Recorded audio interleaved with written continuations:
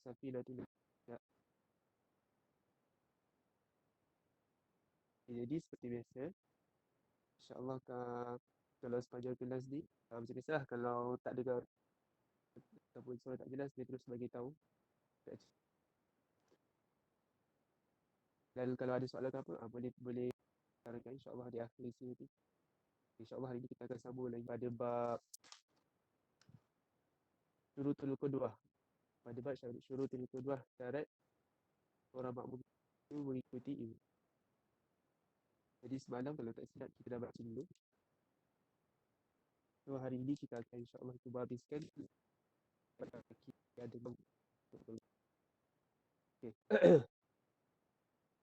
Kita mula dari wa ayya alama intiqalati imam qala al-musannif rahimahullahu ta'ala wa nafa'ana bi'ulum darain ala al-bukhil qira'atihi amin.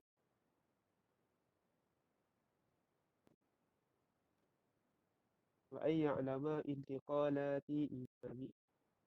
Dekat muka surat bawah tu baris kedua. Hujung baris kedua. Wa ayya alama intiqalati imam. Dan hendaklah makmum itu mengetahui titik tolak perpindahan perpindahan imam ni. Perpindahan ni maksud pindah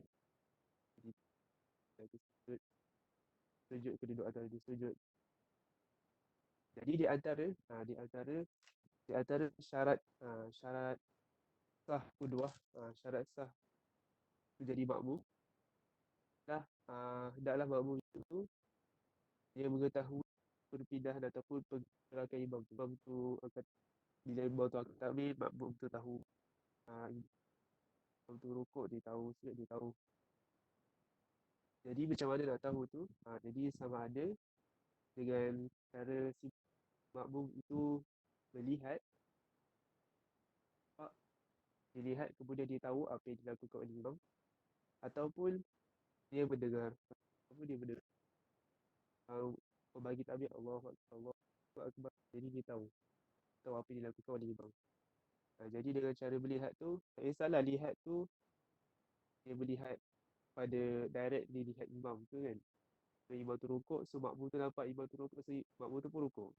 Ataupun makmum tu melihat kepada orang yang melihat makmum, orang yang melihat imam. Contohnya si makmum tu dia tak nampak imam, tapi dia boleh nampak orang yang nampak imam. Kiranya dia tengok makmum lain yang nampak imam. Jadi biasanya pada ni lah, kalau orang soft-soft belakang dia tak nampak imam. Tapi dia melihat kepada orang makmum lain yang kat depan tu yang nampak imam. Ataupun dia lihat kepada orang yang nampak kepada imam. Pun boleh, tak kisahlah. Kalau dengan melihat. Kemudian ataupun dengan mendengar. Mendengar ni macam cakap tadi, dengan takbir, dengan imam baca Fatihah, dia takbir, tahu. Takbir tu rukuk lah tu, pasti sami Allah ni dah dengar. Tahulah tu. Tahulah dia iktidal. Tahulah dia disujud. Itu dengan cara mendengar. Jadi kalau sebagai contohnya, sebagai contohnya macam imam dekat ketika imam kat tingkat bawah kan, ataupun imam kat tingkat atas ni, lepas tu makmum dia di bawah, makmum dia kat bawah, so, makmum dia tak nampak lah kan, makmum dia tak nampak imam dia, tapi dia dengar suara imam tu, walaupun dengan speaker kalau speaker lah, ataupun pembesar suara, apa dengan pembesar suara, tapi dia boleh dengar suara imam dia tu macam tu tak mengapa.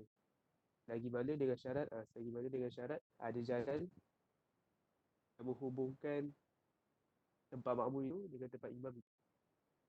Kalau macam contoh tadi tu, si imam kat tingkat atas, tu makmum dia tingkat bawah kan. So lagi mana makmum tu dengar suara imam tu, tak kisah dengan loudspeaker ke apa kan, suara imam tu ada masalah, tapi dengan syarat mestilah ada jalan yang menghubungkan tempat imam tempat makmum. Jadi dalam tingkat lain tu, kalau macam kes tadi, imam tingkat atas, makmum tingkat bawah, mestilah ada tangga yang menghubungkan tingkat si imam tu dengan tingkat si makmum. Kalau tak ada tak ada jalan yang menghubungkan, tak kisahlah tangga atau apa pun jalan kan. Kalau tak ada jalan yang menghubungkan antara imam dan makmum itu, maka walaupun si makmum tu dengar, dia tak boleh juga. Tak boleh. Dan sebenarnya masalah untuk kes apa?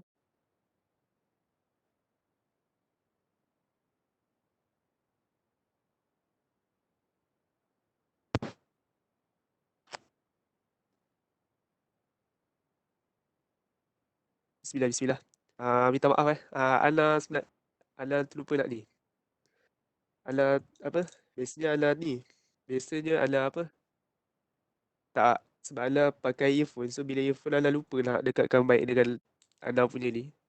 Sebab biasanya Ana tak pakai earphone. Sorry, sorry. Ana ulang balik Kalau tak Ana tak sebab apa? Sorry suara perlahan lah. Ana tak perasan mic jauh daripada ni. Ana ulang balik wa ayya'lama itiqalati imamihi. Dan hendaklah makmum tu mengetahui perpindahan imamnya tu. Maksudnya ialah tadilah macam kita dah cerita tadi, si makmum tu mesti maklum dengan pergerakan imam tu dari rukun ke rukun yang lain. Okey. Lepas tu dia tahunya dia tu tak kisahlah dengan pertama dengan cara si makmum tu melihat, maksudnya dia boleh nampak pergerakan si imam tu ataupun dia melihat kepada orang lain melihat imam ataupun yang kedua mendengar. Yang kedua mendengar. Maksudnya dia boleh dengar suara si imam tu. Tak kisahlah kalau mendengar ni walaupun dengan speaker sekalipun, tak kisah, tak ada masalah. Selagi mana si makmum tu dengar. Okay, jadi untuk kes mendengar ni, sebagai contohnya katakan si makmum tu berada di tingkat bawah, lepas tu si imam berada di tingkat atas, katakan. Okay, jadi si makmum tu memang tak boleh nampak lah. Jadi dia sepatutnya bergantung kepada dia dengar suara si imam tu. Dia mendengar suara si imam tu. Okay, jadi apabila kes ni macam ni, dia mesti ada jalan yang menghubungkan antara tempat makmum dan tempat imam tu. Kalau untuk kes tingkat atas tingkat bawah ni, kita kata tangga lah. Mesti ada ni. Jadi, kalaulah si makmum tu boleh dengar si imam tu, tapi tak ada jalan yang menghubungkan antara tingkat atas tingkat bawah, tak ada tangga yang menghubungkan tempat si makmum dan si imam tu, maka macam tu pun tak boleh juga.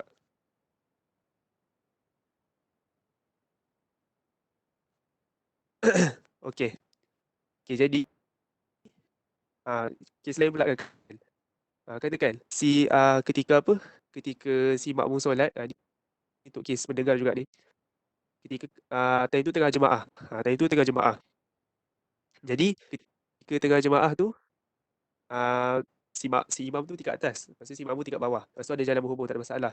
Ah, ket- si makmum ni dia dengar suara imam dengan speaker. Tiba-tiba ketika tengah solat tu, speaker tu rosak. Jadi bila speaker tu rosak, si makmum tu dah tak boleh dengar suara imam dah. Jadi nak tengok, nak lihat pun tak boleh lah. Lepas tu nak dengar pun tak boleh dah, speaker rosak. Dan memang dia tak dengar pun suara imam tu. Suara imam tu sendiri pun dia memang dah tak dengar dah. Jadi apa yang berlaku? Jadi nak buat macam mana? Jadi sebab ketika ini si makmum tu dah tak tahu dah. Dia tengah solat ni, si makmum tu dah tak tahu dah pergerakan imam tu. Maka perlulah dia niat mufaraqah. Maka perlulah si makmum tu niat mufaraqah. Berpisah daripada jemaah. Sekiranya berlaku macam tu. Sebab apa? Sebab dia dah tak tahu dah. Dah lihat tak boleh lah sebab dia tingkat bawah. Lepas tu nak mendengar speaker pun rosak. Maka ketika itu makmum itu niat mufaraqah. Okey. Jadi itu wa ayat alama itu qalati imamihi. Makmum itu mengetahui, hendaklah si makmum itu mengetahui perpindahan imamnya. Perpindahan ataupun apa perpindahan imam itu dari satu rukun ke rukun yang lain. Kemudian next wa ay yajtami'a fi masjidin aw fi 300 dhira'in takriban. Wa ay yajtami'a daklah si imam dan si makmum itu berhimpun di masjid yang satu ataupun pada jarak 300 hasta. Takriban. Agak-agak lah. Kurang lebih. Takriban ni dekat-dekat maksudnya. Maksudnya kurang lebih 300 apa, hasta macam tu. Jadi kat sini ada dua kes. Yang pertama ialah makmum jika dalam masjid, jika dalam masjid, makmum dan imam tu, jika apa makmum dan imam tu dua-dua tu di dalam masjid, jika makmum dan imam tu dua-dua di dalam masjid, maka jarak dia tu, jarak antara makmum dan imam tu tak kisah. Nak hujung ke hujung pun tak ada masalah selagi mana mereka dalam masjid. Selagi mana mereka dalam masjid, makmum nak hujung kanan, lepas tu si imam hujung kiri katakan. Tak ada masalah selagi mana dalam satu masjid. Ini kita cerita syarat sah kuduah tau. Syarat sah kuduah. Macam Anda cakap tadi, syarat kuduah dengan fadilah kuduah ni lain. Bila kita menepati syarat kuduah yang ada ni, tak semestinya kita boleh dapat fadilah kuduah. Okey, jadi sekarang ni, katakan si imam makmum tu duduk dalam masjid, lepas tu berjarak-jarak. Nak jarak jauh mana pun tak kisah selagi mana dalam satu masjid. Tapi kalau terlalu berjarak sangat, perlu diingatlah, apa, kuduah itu sah. Maksudnya makmum itu sah nak ikut imam. Tapi kalau jarak dia terlalu jauh, boleh menghilangkan fadilah jemaah. Boleh hilang pahala jemaah kalau terlalu jauh. Okey, itu kalau dalam masjid. Kemudian kalau luar masjid, kalau berada di luar masjid, hendaklah jarak antara imam dan makmum itu tidak melebihi 300 hasta. Tidak melebihi 300 hasta. Lebih kurang. Lebih kurang. Jadi kalau lebih tak sah lah. Tak sah lah keduanya tu kalau jarak je lebih. Okay, jadi disyarat ayajtami'a fi masjidil au fi thalathi mi'ati zira'il.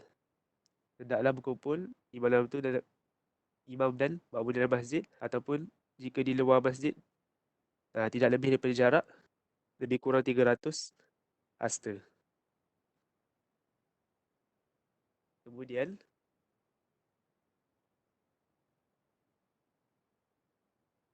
syarat seterusnya, wa ayyanwiya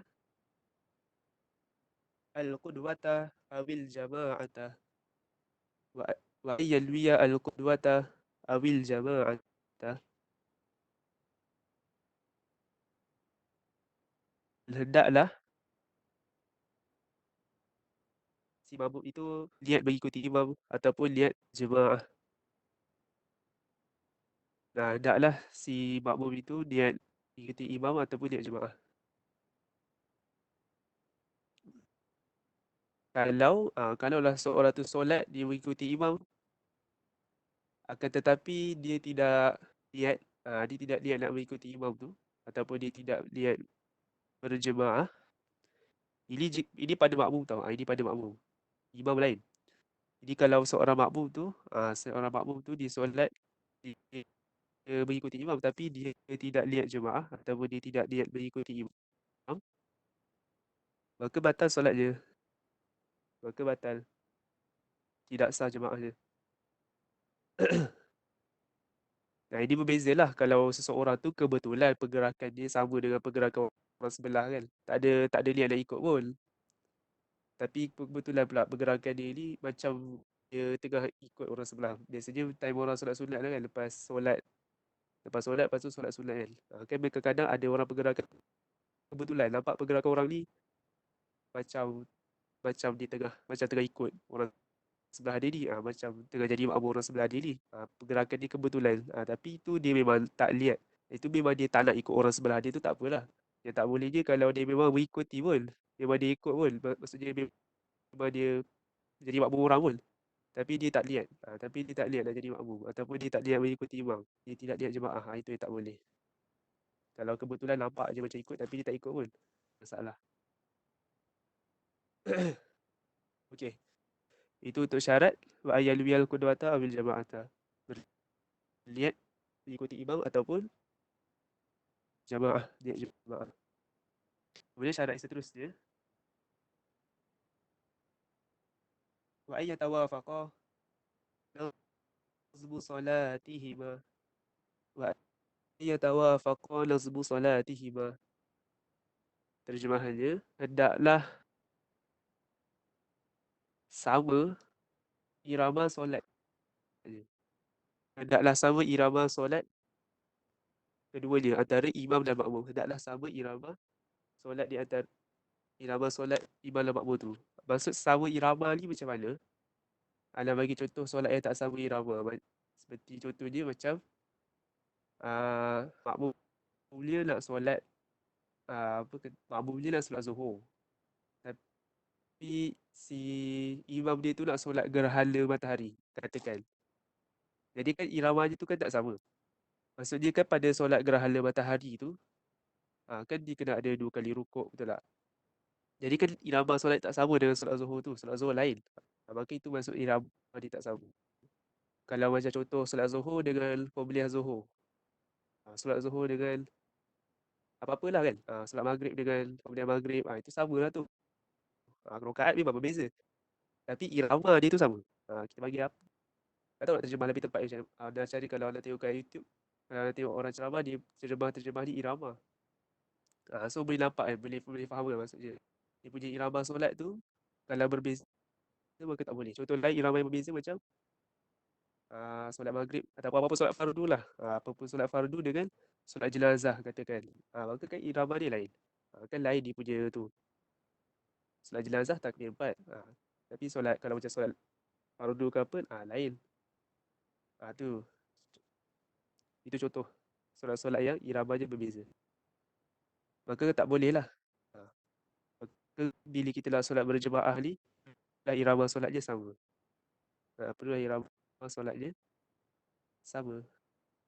Irama bukan rakaat tau. Irama bukan rakaat. Irama ni dia kata irama lah. Irama.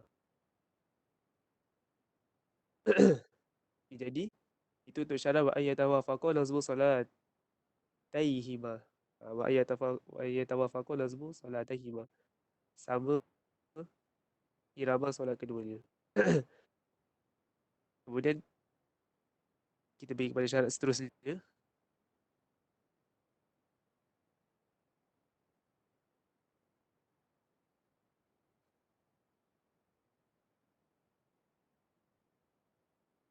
Wa alla yukhalifahu fi sunnatin fahishatil mukhalafah.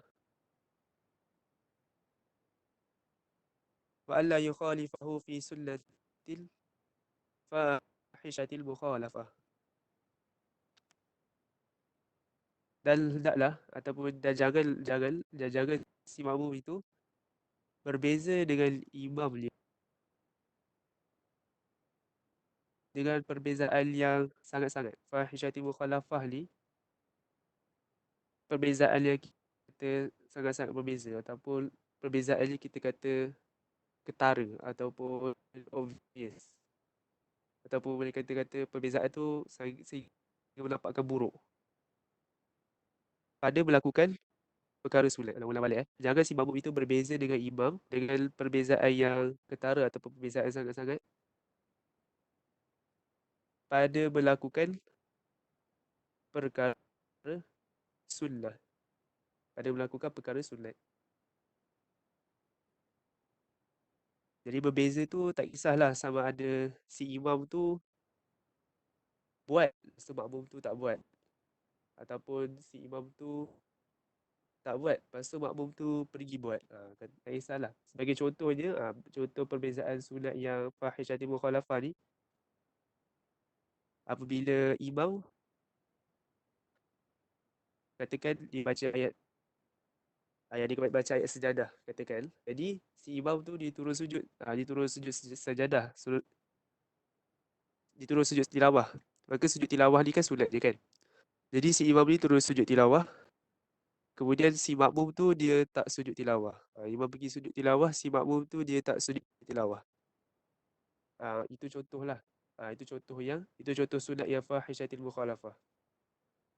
Sunat yang sangat ketara, obvious. Sunat yang ketara dia punya mukhalafah, perbezaan dia tu. Contoh lain, contoh lain seperti imam dia tak tasyahud. Ha, contoh lain, imam dia tak tasyahud. Maksudnya imam dia terus bangun. Dia terus bangun. Lepas tu makmum pun, lepas tu makmum tu dia pergi buat juga tasyahud. Itu antara contoh lain. Itu antara contoh lain. Imam dia tak tasyahud, maksudnya lepas sujud tu terus bangun. Tapi makmum tu dia pergi tasyahud juga. Tasyahud ni tasyahud awal lah. Tasyahud pertama. Itu pun antara contoh sunat yang syaitan mukhalafah. Kalau imam ada buat perbuatan sunat tapi makmum tak buat perbuatan sunat tu, tapi perbuatan dia tu dia bukan fahisyah mukhalafah. Maksudnya kalau ada buat tu dia macam apa kita kata macam tak obvious, tak jelas. Contoh macam kan antara sunatnya ialah kita angkat tangan ketika takbiran. So ketika kita nak rukuk, ketika kita nak rukuk, imam tangan tu dia angkat ketika takbir tu. Ketika takbir tangan angkat. Kita tak buat. Imam buat tapi kita tak buat. Tak apa sebab dia perbezaan pada sunat. Maksudnya perbezaan pada sunat tu ada tapi bukan fahisyah mukhalafah. Bukan yang perbezaannya terlalu ketara. Bukan yang perbezaannya kita boleh apa kita kata buruk, membuatkan kita nampak perbezaan dia tu buruk, macam tu.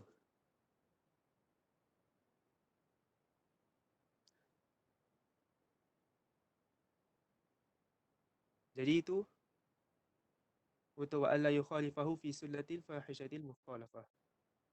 Dan hendaklah si makmum itu tidak berbeza pada imam pada melakukan sunat yang perbezaan dia itu buruk ataupun ketara perbezaan dia itu.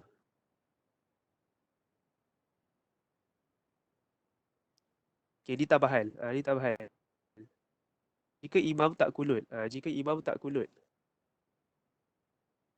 makmum boleh tak kalau nak kunut? Maka jawapannya boleh. Jika imam tak kunut, contoh imam terus lepas itidal tu dia terus sujud. Dia terus sujud. Makmum tetap disunatkan kunut. Makmum tetap disunatkan kunut.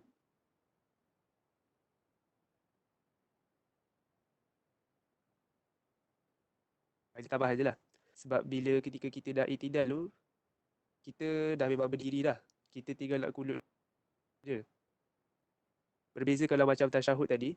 Kalau macam tasyahud, kalau imam tak tasyahud, makmum tak disunatkan tasyahud. Tapi kalau imam tak kunut, makmum tetap disunatkan untuk kunut. Kalau macam tasyahud, imam terus bangun. Imam daripada dia sujud tu, tasyahud awal sekali kita cakap pasal tasyahud awal. Kalau tasyahud akhir itu memang wajib, itu memang rukun. Jadi untuk tasyahud tu, imam dari sujud, patutnya dia kena dibangun duduk lah kan untuk tasyahud kan. Tapi imam dia tak tasyahud, so dia terus bangun. Jadi makmum bila dia nak tasyahud tu dia perlu duduk, betul tak? Jadi apabila makmum tu duduk itu fahisyah mukhalafah. Sunnah apa? Fahisyah mukhalafah. Maksudnya dia punya perbezaan dia tu ah, ah, sangat sangat. Perbezaan dia tu sangat-sangat sebab si imam tu berdiri dah tapi si makmum tu still duduk lagi. Si makmum tu dia pergi duduk. Jadi berbeza. Akan tetapi kalau untuk kunut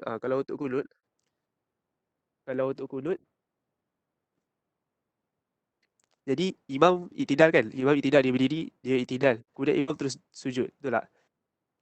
Si si makmum tu pula ketika dia berdiri tu, posisi dia kunut tu dia masih lagi berdiri. Maka jika si makmum tu maka bila makmum tu kunut tu bila makmum tu kunut tu dia punya perbezaan dia tu tidak dikira fahisyah mukhalafah. Macam tu. Dia tidak dikira fahisyah mukhalafah lah. Fahisyah mukhalafah ni maksudnya macam kita cakap tadi tu, perbezaan dia yang sangat-sangat. Perbezaan makmum dengan imam tu ketara, sangat-sangat. Macam tu. Kemudian yang terakhir kita habiskan wa ayyutabi'ahu wa ayyutabi'ahu hendaklah si makmum itu mengikuti imam.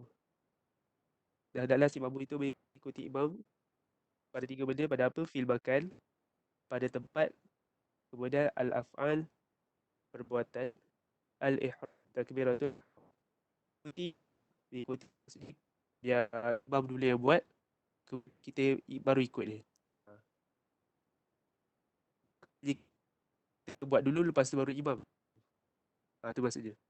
Fil makan, pada tempat, wa ayu tabi'ahu fil makan, pada sudut yang pertama tempat, maksudnya imam depan, kita belakang sikit. Kita belakang lah. Jangan makmum di depan imam. Ni kita ada bahas, kita dah ada bincang sebelum ni, tak silap. Tu fil makan. Kemudian af'al, wa ayu tabi'ahu fil af'al, pada perbuatan. Maksudnya kita ikut apa imam dulu buat, dia baru kita ikut lah. Imam dulu buat, kemudian baru kita ikut lah. Jadi sebelum ni kita dah cerita dah kan. Kita dah cerita dah. Kalau rukun fi'li akan batal, kalau rukun fi'li akan batal bila kita apa? Bila kita mendahului imam sebanyak 2 rukun lah, betul tak? Kecuali salam dan takbiratul ihram. Kalau kita mendahului imam, maka terus batal, betul tak? Ada kalau rukun fi'li, kalau melebihi imam sebanyak 2 rukun, kita dah cerita sebelum ni, maka baru batal.